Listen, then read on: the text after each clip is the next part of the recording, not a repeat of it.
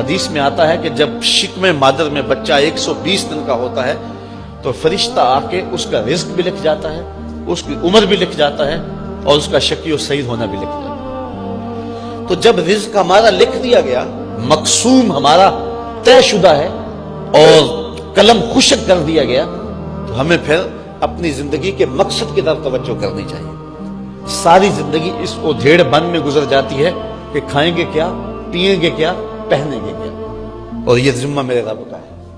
خام خواہ کی مشقت اٹھانے کی کیا ضرورت؟ وما من دابۃ فی الارض الا علی اللہ رزقها۔ اللہ ارشاد فرماتا ہے زمین پہ چلنے رینگنے والی کوئی چیز نہیں جس کا رزق اللہ کے ذمہ کرم پہ نہ ہو۔ تو یہ تو اس نے اپنے ذمہ کرم پہ لیا ہوا۔ اگر تمہارے پاس رزق تھوڑا ہے اس پہ پریشان ہونے کی ضرورت نہیں، اس پہ بھی رب کا شکر ادا کرو۔ سنو ایک حدیث، سیدنا علی المرتضیٰ رضی اللہ تعالی عنہ فرماتے ہیں کہ میرے حضور نے ارشاد فرمایا کہ جو اللہ کے دیے گئے تھوڑے رزق پہ راضی ہو گیا، اللہ قیامت کے دن اس کے تھوڑے عملوں پہ راضی ہو جائے گا۔ اللہ فرمائے گا میرے بندے تو ضرورت مند تھا، تجھے 3 وقت کے لیے روزی چاہیے تھی، تجھے پہننے کے لیے گرمی سردی میں لباس چاہیے تھا، تجھے بچوں کے لیے دودھ چاہیے تھا، تجھے بچوں کے لیے دوا چاہیے تھی، تجھے جو ہے وہ بیٹیوں کے لیے جہیز چاہیے تھا، تجھے رہنے کے لیے سر چھپانے کے لیے چھت چاہیے تھی، مکان چاہیے تھا، لیکن تو کتنا شکر گزار تھا کہ اس پہ بھی راضی ہو گیا۔ تو ضرورت مند ہو کے میری تقسیم پہ راضی ہو گیا، اور مجھے تو تیرے عملوں کی لوڑ بھی نہیں ہے نا، تو میں رب ہو کے تیرے اوپر راضی ہوں۔ تو بتاؤ کہ سودا کتنا سستا ہے۔ اللہ اکبر۔ تو فرمایا جو اللہ کے دیے گئے تھوڑے رزق پہ راضی ہو گیا، اللہ قیامت کے دن اس کے تھوڑے عملوں پہ راضی ہو جائے۔ اللہ اکبر۔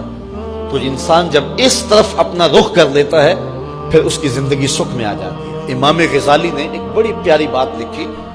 آپ فرماتے اس دنیا میں سب سے زیادہ دکھی شخص کون ہے اور سب سے زیادہ سکھی کون ہے؟